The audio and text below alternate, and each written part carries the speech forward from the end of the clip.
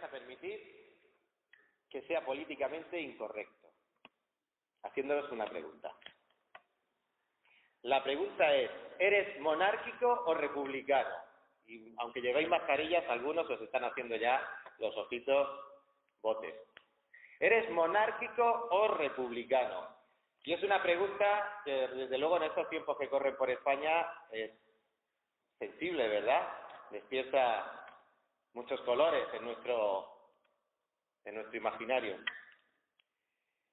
Pero yo creo que sin entrar en mucho, aunque creo que es un asunto que es importante hoy, o en principio parece que tiene cierta preocupación para muchos, yo creo que hemos terminado aquí haciendo una herida, rascando en la piel donde no la había para algunos, o para otros era una herida que ya estaba relativamente cicatrizada y que de tanto volver a rascar ha vuelto a salir eso. Y más cuando a lo mejor no hacía falta con la que nos está cayendo desde 2020, ¿verdad? Pero quiero que os tranquilicéis. No os voy a pedir que os manifestéis públicamente sobre cuál es vuestro parecer de quién es el jefe de Estado. Creo que, no es que no me importe, con todo el cariño lo digo, pero creo que no viene o no es el lugar apropiado de la Iglesia donde hemos de discutir estos asuntos, y en todo caso no tenemos que discutirlos, porque a paz nos llamó Cristo, como estaba esta mañana mencionando Domingo. No obstante, sí me gustaría, con esta pregunta, el que consideres que a día de hoy, aquí en España, el jefe de Estado es el rey de España, don Felipe VI, y esto no es porque tengamos el capricho, sino porque hace años pues estableció esta forma de gobierno, esta forma de Estado, una monarquía parlamentaria tal y como refleja nuestra Constitución.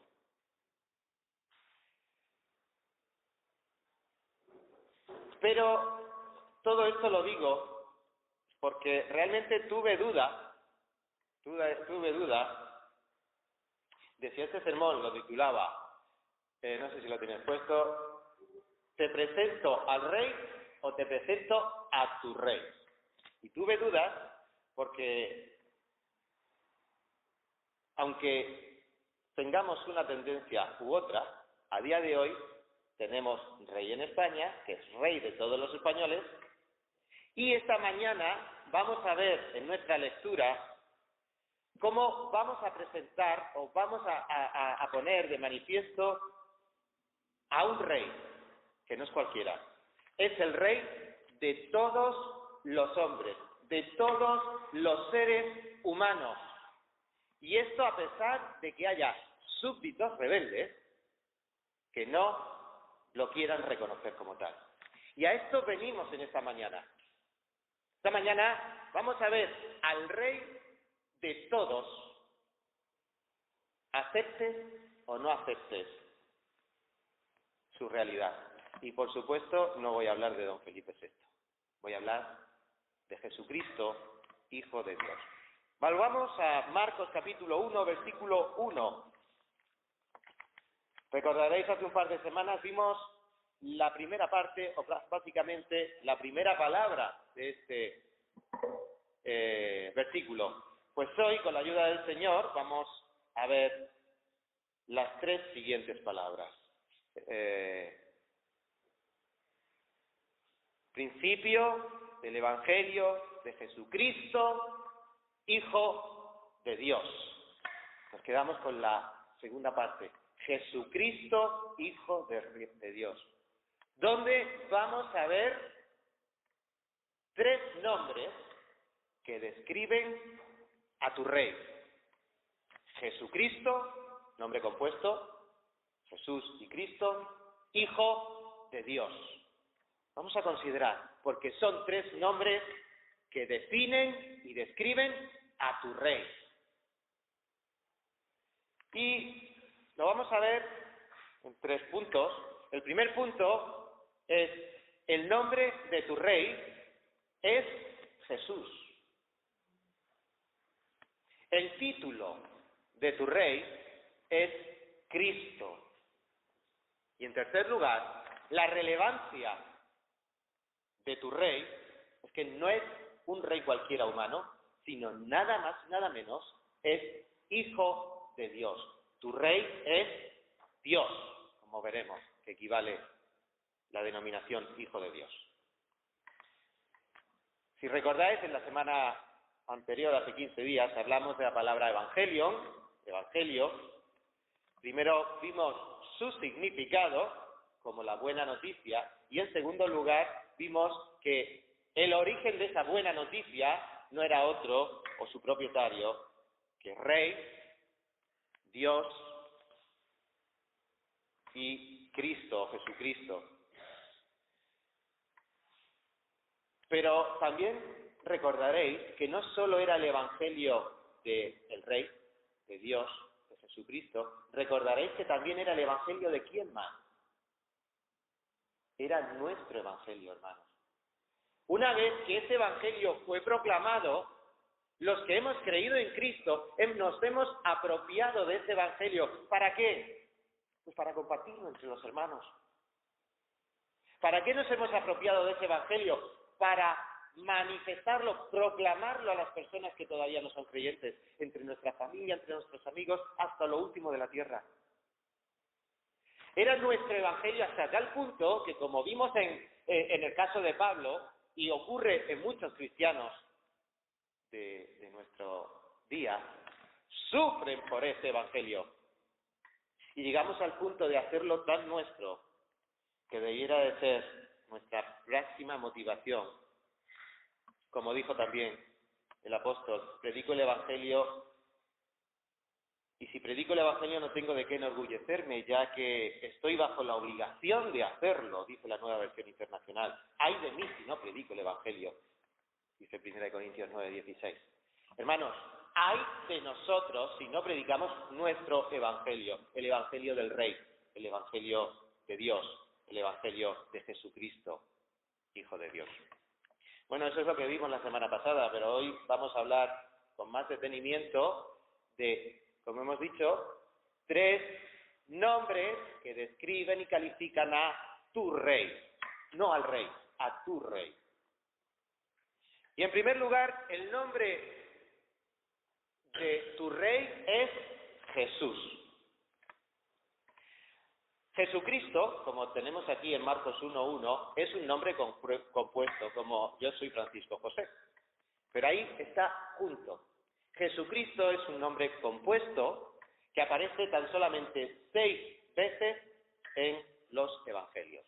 3 en Mateo, 1 en Marcos, que es la que tenemos aquí, y 2 veces más en el evangelio de Juan. Y decimos, pues ¿para qué tanto? Si solo sale 6 veces. Tranquilos. Es que en el resto del Nuevo Testamento se nombra en casi 200 ocasiones, 200 versículos del Nuevo Testamento donde aparece el nombre Jesucristo. Y esto, sin entrar más en estadística, nos tendría que decir que de una manera objetiva, si se nombra 200 veces este nombre, es que el personaje será importante en el Nuevo Testamento, ¿verdad? Vamos primero con la primera parte del nombre, Jesús, Jesús. En hebreo es muy conocido, Josué. Josué, por el diccionario bíblico, no porque yo lo sepa, y también porque lo dice la Escritura, significa Jehová es salvación o Jehová es salvador. Así que Jesús quiere decir Dios salva o Dios es el Salvador. Era un nombre muy, muy común entre los judíos. Muchos Josués vemos en las genealogías y en la historia bíblica, empezando con el Josué más conocido, que es el libro, el que tomó el relevo de Moisés, el primer juez. Una pregunta, ¿cuál dirías que es el nombre más común, no entre los judíos, que ya lo hemos visto, que es Josué, sino cuál es el nombre más común en España, para hombres y para mujeres? ¿Cuál dirías que es? Bueno, pues solo hay que tirar del Instituto Nacional de Estadística y a 1 de enero del 2020 El nombre de mujer más común en España era Mari Carmen. Y el hombre, Antonio. Bueno, tenemos Mari Carmen y tenemos Antonio en la iglesia. Si nos ponemos a tachar los nombres, el segundo es imaginación al poder. En las mujeres, María. Y el tercero, Carmen. Desde luego aquí en España somos creativos, ¿eh? Bueno, pues para los hombres, Manuel, José. Seguimos con las mujeres, Ana María. Tenemos Ana Marías en la iglesia. Josefa, Pinica. Tenemos María Pilar, Isabel, Laura, María Dolores, aquí en Cartagena, ¿cuántas Lolas tenemos? María Teresa. Esos son los 10 primeros nombres de mujeres. Y continuando después de Antonio y de Manuel, tenemos a José, a Francisco, a David, a Juan, a Javier, a José Antonio, a Daniel, a José Luis. Los 10 nombres más comunes en España, para hombres y para mujeres. Así que, en principio, Jesús pues tenía un nombre común, algo muy normal en la cultura de su época, en el país de su época.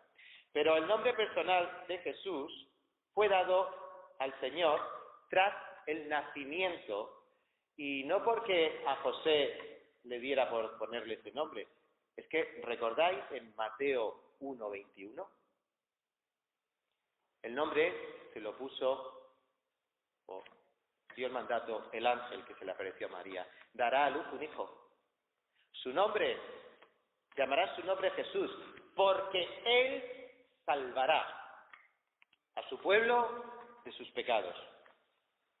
Ese era el significado del nombre Jesús. Él salvará a su pueblo de sus pecados. ¿Sabes el significado que tiene tu nombre? En general, los nombres que tenemos aquí en España, muchos son de origen grecolatino y por lo general, pues, al siglo XXI, pues en general desconocemos su significado. Pero ¿sabéis que también nuestros apellidos tienen significado? Pongo un ejemplo. Domingo Sánchez, por si conocéis algún Domingo Sánchez. Domingo, del latín, quiere decir que es del Señor. Y Sánchez quiere decir hijo de Sancho. Así que el tal Domingo Sánchez es que es del Señor, hijo de Sancho. Elvira. Elvira, busqué en el diccionario y son 2 raíces. Si es la raíz árabe, quiere decir princesa. Pero si es la raíz germana, quiere decir, atención, amiga del guerrero. Yo me tiraría más por ese lado. Y es que en general todos los nombres tienen un significado. Mirad, en hebreo, como hemos visto, muy conocidos.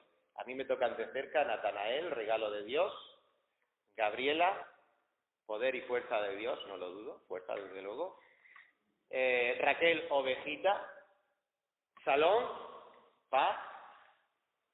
Y esto podría decir que, en general, pues que los nombres tengan un significado, pues no tiene por qué aplicar directamente en nuestra vida común. Porque para Domingo, pues a lo mejor si el hijo de Sancho, o realmente no es el hijo de Sancho, es el hijo de Sorroche. Y Sorroche podía haberle puesto, en lugar de Domingo, ¿cómo? A mí, si llega a ser chica, me hubieran puesto María Auxiliadora. ¿Qué quiere decir esto? Que en general, esos nombres, con sus significados, no aplican en nuestra vida. Pero tenemos una excepción en el Evangelio de Marcos, en el capítulo 1 y en el versículo 1, porque, como hemos leído, sí afecta el nombre al personaje. ¿Por qué? Porque Jesús es el Salvador, Dios, que iba a salvar a su pueblo de sus pecados. Dice, porque Él salvará a su pueblo de sus pecados, hemos leído. Y es que, aunque en general no apliquen los significados de los nombres a nosotros, en el caso del Señor Jesucristo, el nombre se cumple en el hombre. Y no nos tiene que caber duda. Leamos Juan 14, versículo 6. Jesús le dijo, yo soy el camino, la verdad y la vida. Nadie viene al Padre sino por mí. Ese era el nombre de Jesús, el único camino, la única verdad y la única vida, el único sendero derecho al Padre. Ese es el significado de Jesús. Hechos capítulo 4, versículo 12, el apóstol Pedro predicándole al mismísimo Sanedrín judío. Y en ningún otro hay salvación, porque no hay otro nombre. No hay otro nombre. Estamos hablando de Jesús. No hay otro nombre bajo el cielo dado a los hombres en que podamos ser salvos. Esa era la importancia del nombre de tu Rey. Es el único que puede hacerte salvo. El Rey es el único Salvador. Y observemos bien la diferencia. Que tu Rey sea el único Salvador no quiere decir, por ello, que sea tu Salvador. Es tu Rey, pero para que sea tu Salvador, y esto lo tenemos que tener claro los creyentes, para que seas Salvador, hay que entender lo que dice sobre ello las Escrituras. Filipenses capítulo 2, versículos del 9 al 11. Por lo cual Dios también le exaltó hasta lo sumo, está hablando de Jesús, y le dio un nombre, que es sobre todo nombre, para que en el nombre de Jesús se doble toda rodilla de los que están en los cielos y en la tierra y debajo de la tierra, y toda lengua confiese que Jesucristo es el Señor, para la gloria de Dios Padre. Y aquí está habiendo un momento de este versículo que se ha cumplido. Dios glorificó a su Hijo. Y un momento que estará por cumplirse en su segunda venida, cuando toda rodilla se doble. Pero ya no se doblará porque vean a un Cristo crucificado. Se está doblando porque están viendo a un Cristo crucificado donde no habrá más remedio que inclinarse de rodillas. Más claro lo vemos en Apocalipsis, capítulo 1, versículos 5, el 7 y el 8. Y de Jesucristo, el testigo fiel, el primogénito de los muertos, el soberano de los reyes de la tierra, es tu Rey, ahora y en el futuro, el soberano de los reyes de la tierra. Es el Rey de Reyes, otro título que aplica a nuestro Señor Jesucristo. Al que nos amó y nos lavó de nuestros pecados con su sangre, dice el versículo 5, y he aquí que vienen las nubes, y todo ojo le verá, y los que le traspasaron, incluso los que le mandaron a la muerte, y todos los linajes de la tierra harán lamentación por él. Sí, amén, yo soy el alfa y la omega, el principio y el fin, dice el Señor, el que es, el que era, que ha de venir, el Todopoderoso. Ese es Jesús. Y entonces, ¿por qué habrá quien lamentará cuando venga Jesús? Los que le traspasaron. ¿Será el Rey de todos? Sí. ¿Y por qué algunos lamentarán y otros estaremos gozosos? Lo dice la Escritura. Es tu Rey, es Salvador, pero tiene que ser tu Salvador para que cuando venga en su segunda venida, al doblar tus rodillas, lo hagas, no lo hagas por fuerza. Tu Rey es Jesús, tu Rey es Jesús, y Jesús quiere decir que es el único Salvador. Pero para que sea tu Salvador, debes de entender qué dice la Escritura al respecto. Y el Evangelio de Marcos, que comenzamos a estudiar, es la buena noticia para ti de parte de tu Rey como Jesús, como Jehová es Salvador, como el Salvador. Así que ruego a Dios al Dios misericordioso, que por su Espíritu Santo nos pueda tener convencidos completamente de esta realidad. Antes de acabar la reunión, sería muy importante para aquellos que no creéis en Cristo, o para todos, por supuesto, pero que el Señor convenza a través de su Espíritu Santo, antes de acabar de la reunión, y sobre todo antes de que sea tarde para ti. Hemos de confesar, hermanos, confesar al Rey como Salvador, ahora por gracia y no en el futuro, como hemos visto, por la fuerza. Jesús, ahora vamos con el título del Rey, el título de tu Rey, Cristo.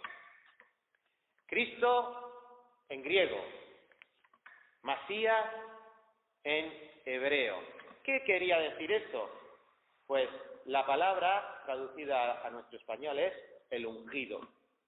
Esto del ungido en nuestra cultura pues no lo tenemos claro, pero para las culturas antiguas del Oriente Próximo se ungía con aceite para ratificar y solemnizar el compromiso en las relaciones diplomáticas. Digamos que era como la firma de un documento y se hacía mediante el ungimiento de las partes con aceite.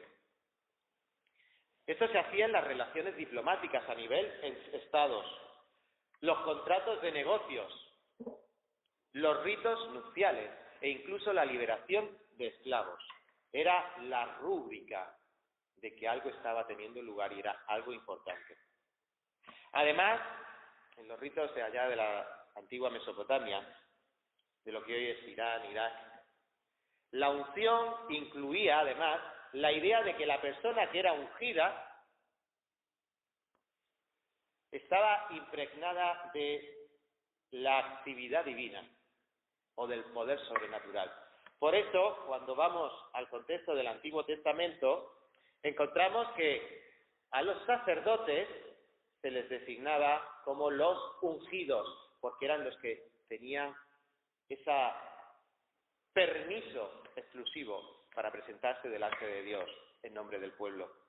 No lo vamos a leer por amor al tiempo, pero esto lo encontramos, por ejemplo, en todo el Antiguo Testamento. Se dice que los sacerdotes son ungidos en Levítico 4, 3, 5 y 16. Luego habla de los profetas también. Los profetas también eran denominados como los ungidos del Señor. Salmo 105, 15. Y por supuesto también los ungidos del Señor eran los reyes. Para eso tenemos más que ejemplos con Saúl, con David, primer libro de Samuel 2:35, segundo libro de Samuel 1:4. Así que esta concepción de lo que es la palabra ungido tenía que ver con aquellos que se ratificaba o, en el caso particular del pueblo de Israel, el ungido se refería a los profetas, a los sacerdotes y también a los reyes del pueblo de Israel. La mejor interpretación de lo que es el ungido la tenemos por el mismo Señor Jesucristo y en la profecía del libro de Isaías. Vamos a Isaías, capítulo 61, versículos 1 y 2. El Espíritu de Jehová, el Señor, está sobre mí.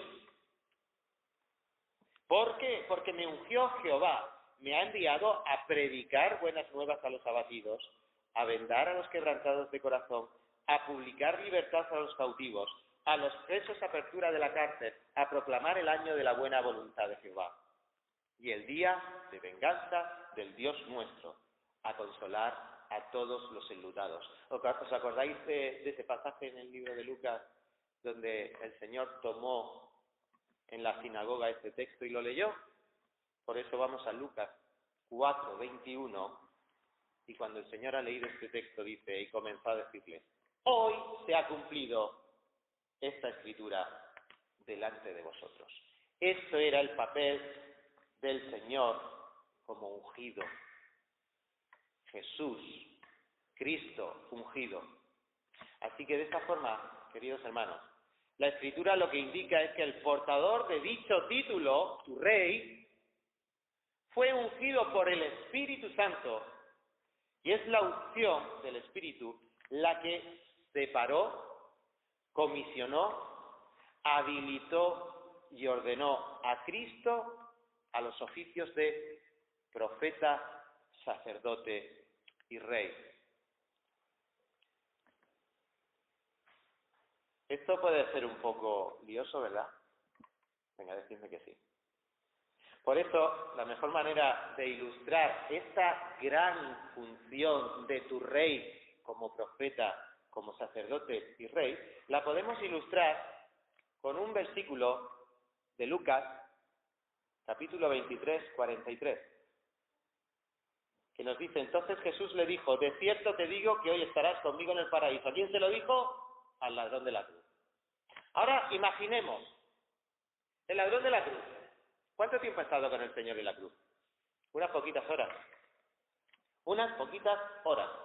Colgado, seguramente de oídas haya escuchado algo del testimonio de Jesús, porque no lo hizo en secreto, pero no dejaba de ser un ladrón que fue condenado junto con su colega a ser crucificado ese día junto a Jesucristo. Un ladrón que, por otra parte, como nos dice, no lo vamos a leer, pero en el contexto de este evangelio, el 27:44 nos dijo que lo que había hecho este ladrón hasta ese momento era maldecir a Jesús. Pero llega un momento en el que va a morir, algo ha ocurrido en la vida de ese ladrón, en esas poquitas horas, en esa exposición delante de lo que Jesús manifestó en aquellos momentos, y el ladrón le dice: acuérdate de mí cuando vengas en tu reino. Y la respuesta es la que hemos leído: de cierto te digo que hoy estarás conmigo en el paraíso. Y hoy era inminente, porque enseguida le quebraron las piernas y murió. Y os imagináis ahora que este ladrón, ¡pum!, se va con este excepcional currículum de vida de delincuente al cielo. Toca la puerta, sale el ángel con el listado. Vamos a ver. El ladrón de la cruz. Echa un vistazo al currículum. Mateo 27:44. Ladrón de toda la vida, condenado a muerte. Y dice: aquí tiene que haber un error. Llama al supervisor de la puerta. Vamos a ver que aquí hay. Sale el supervisor, no sé si será San Pedro o algún arcángel. Imaginación. Y le dice el ladrón: pero ¿tú escuchaste el mensaje del Evangelio? ¿Tú escuchaste sobre las doctrinas del Evangelio? ¿Tú escuchaste de teología? Y la respuesta del ladrón: no, en absoluto. No sé de qué me estás hablando. Yo creo que esa sería la respuesta directa. ¿De qué me estás hablando? Pero ¿sabéis una cosa? Es que Cristo fue el profeta que durante toda su vida de ministerio y durante todo el Antiguo Testamento había sido anunciado el que iba a salvar a su pueblo de sus pecados. Y Jesús fue el profeta. Y el poquito rato que estuvo el ladrón en contacto con el profeta fue suficiente para alumbrar la fe mínima que probablemente no sabría distinguir entre doctrina, entre teología y entre evangelio, pero sí entendió lo necesario. ¿Por qué? Porque ya Cristo había ocupado la labor del profeta para poder desplegar toda la palabra de Dios delante de los hombres. Pero el ángel portero, sigue con las dudas y dice: bueno, ¿y quién te dijo que podías entrar en la presencia de Dios? ¿Quién? Pues volvemos otra vez al ladrón a imaginar qué había encontrado en su vida y de pronto, pues a lo mejor yo no sé si se llegaría a dar cuenta de quién era el nombre del personaje que estaba siendo crucificado al lado de él, pero yo creo que el ladrón, como mucho, diría: pues el tipo que estaba crucificado en medio, creo que se llamaba Jesús. Poquito más sabría de él. El tipo que estaba crucificado en medio, y el ángel se quedará diciendo: ya está, porque se lo ha dicho el de en medio, ya puede entrar. Entonces, el ángel le puede haber preguntado: ¿y por qué le obedeciste? ¿Por qué obedeciste? Bueno, pues el tipo que estaba ahí en medio no era otro que Dios, hecho hombre. Y como hemos recordado por estos símbolos, partiendo su carne y derramando su sangre para perdón de nuestros pecados. Y recordar lo que dice el Evangelio. Cuando Cristo murió, hubo un terremoto y el velo del templo se rasgó de arriba abajo. ¿Qué quiere decir esto? Que el que estaba muriendo allí en medio de la cruz era el sacerdote que hizo posible que el velo se rasgara y que el ser humano tuviera, a través del sacerdote, Jesucristo, entrada directa al Padre. Así que, ¿quién le dijo al ladrón que podía ir al cielo? El sacerdote, el que hizo posible que ese ladrón entrara en el cielo. ¿Entendéis esa dimensión tan especial que tienen los oficios de nuestro Señor Jesucristo como Cristo, como el ungido, como profeta que declaró la palabra, como sacerdote que a través de su velo dio acceso a la presencia divina? Y por último, el ángel, ya le quedan pocas preguntas que hacerle, dice: ¿y por qué le obedeciste? No todo el mundo obedece a Cristo. ¿Por qué le obedeciste? Y yo creo que al ladrón no le quedó más remedio que, como dice Marcos 1:22, porque noté que hablaba con autoridad y no como los escribas. Cristo tiene autoridad, porque es tu rey. Y cuando es uno un súbdito de su rey, el rey habla y uno obedece. Hermanos, y esto debe de aplicar perfectamente a la vida de cada uno de nosotros como creyentes. El rey habla y nosotros obedecemos. Este ladrón no le dio tiempo a conocer más al rey, pero el que le dijo: hoy estarás conmigo en el paraíso, era más que autoridad suficiente como rey para que esa noche o esa tarde estuviera a las puertas del cielo y tuviera que ser recibido. Porque aunque no tenía teología ni doctrina, Cristo había dado todo el mensaje del Evangelio. Porque aunque él no tenía méritos, porque era un ladrón con currículum, Cristo murió por él en la cruz. Hizo posible que esa labor de sacerdote permitiera la entrada al cielo. Y como tiene autoridad, como es rey, este hombre obedeció. Hermanos, Cristo, el profeta, el sacerdote y el rey. Qué difícil es entender esto para el ser humano. Que no necesitamos hacer nada por nosotros para llegar a la presencia de Dios, porque Cristo lo hizo todo. Él predicó la palabra, Él hizo de intermediario con la justicia divina, y Él es el que ahora está sentado a la diestra de Dios Padre como rey, como tu rey.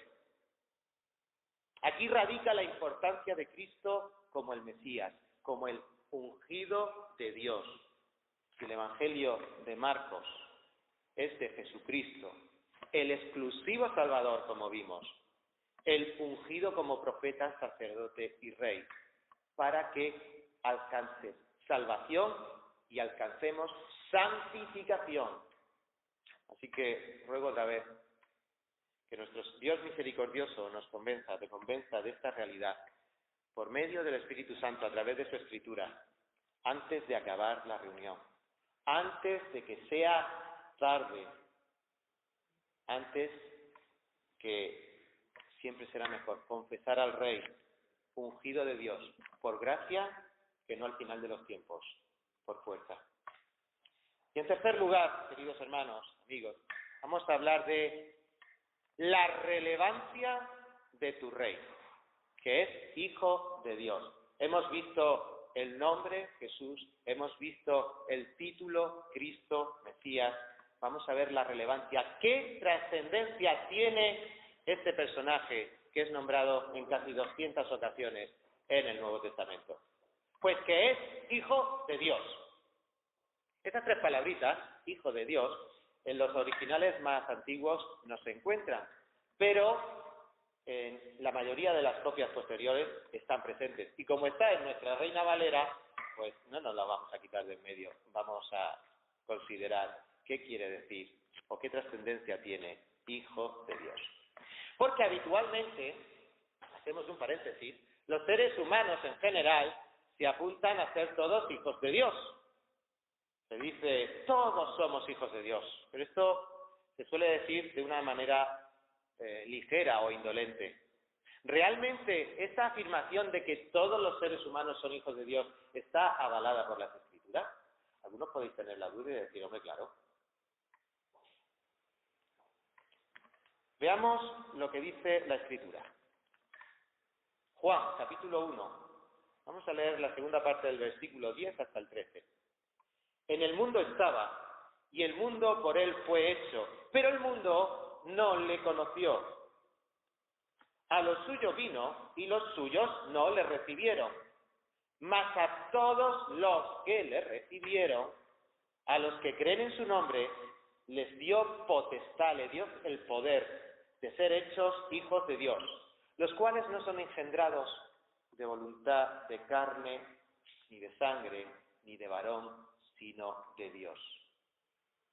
Sin entrar en la exégesis de este versículo, lo que sí encontramos por un lado es que habla del mundo, no como hijos de Dios, sino como criaturas en general. Habla de los suyos, no le recibieron, refiriéndose al pueblo judío. Pero de este mundo en general y de este pueblo judío nos habla que a todos los de aquí que recibieron a Cristo Jesús, les dio la potestad, les dio la credencial de ser llamados hijos de Dios. Y cuidado, que esto es obra de Dios. Esto es voluntad de carne o voluntad de varón. Es porque a mí me da la gana.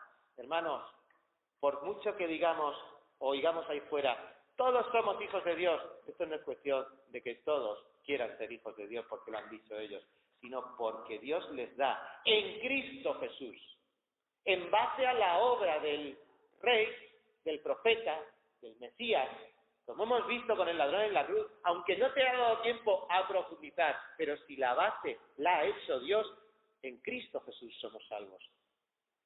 Y entonces Dios nos da la potestad de ser llamados hijos de Dios. Es esa ilustración que podemos tomar de cuando el Señor le tuvo que decir a los judíos, es que nosotros somos hijos de Abraham. Y Dios puede levantar a Abraham hijos aún de las piedras. Eso no significa nada.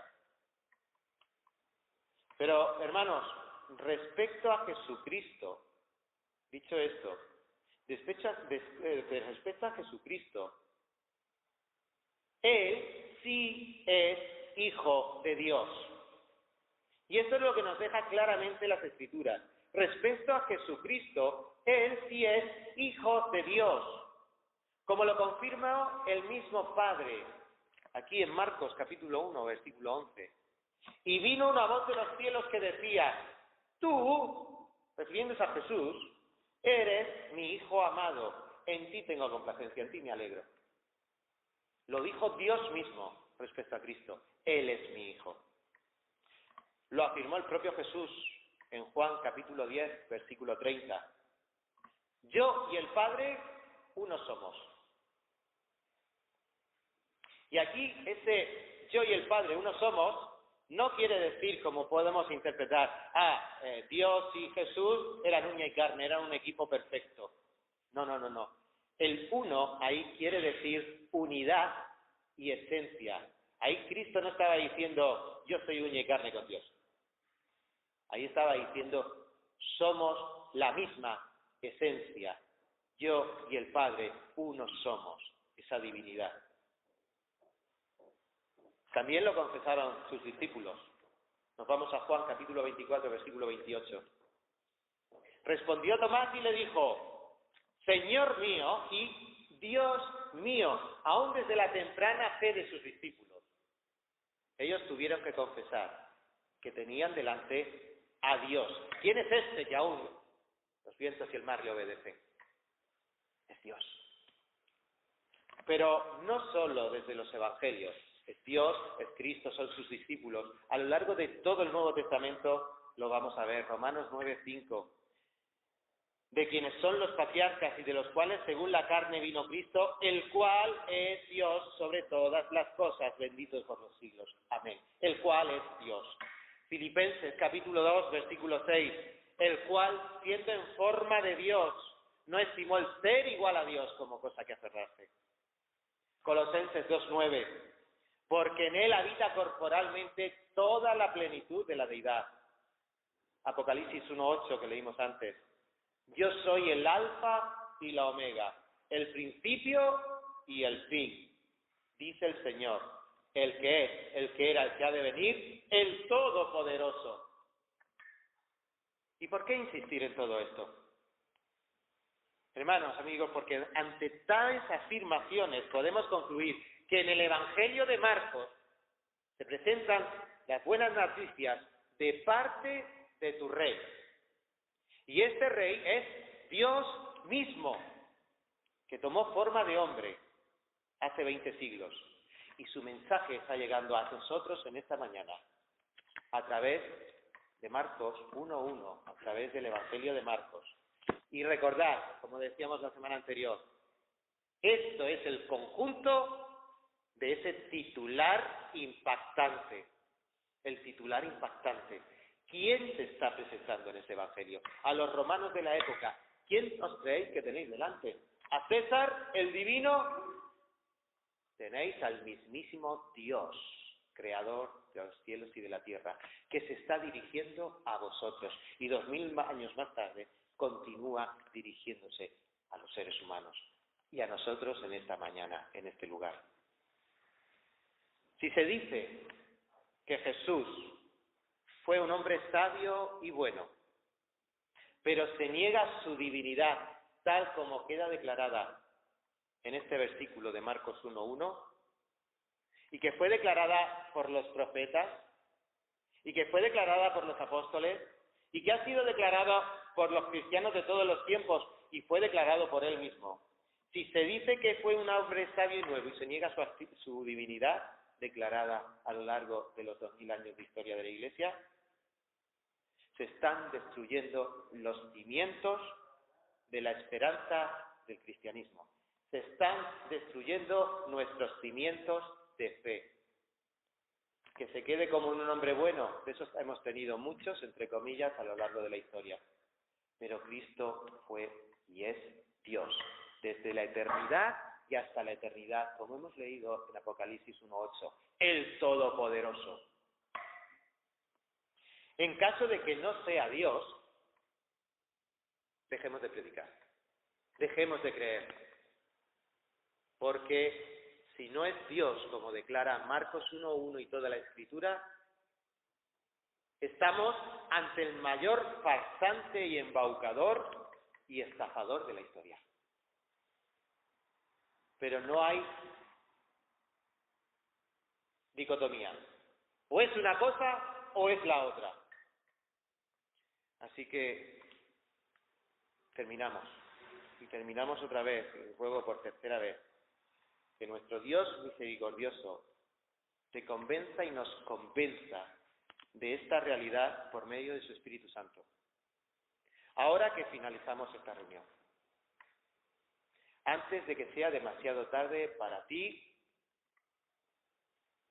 pues confiesa a tu Rey como tu Salvador, como el ungido, como Dios, ahora por gracia y no al final de los tiempos, por la fuerza. Que el Señor nos bendiga en esta mañana, porque este es nuestro Señor, Salvador, Rey y Dios. Así que esta mañana hemos presentado al Rey, a tu Rey, y que Dios nos bendiga para que nosotros seamos sus súbditos desde hoy y hasta toda la eternidad. Amén.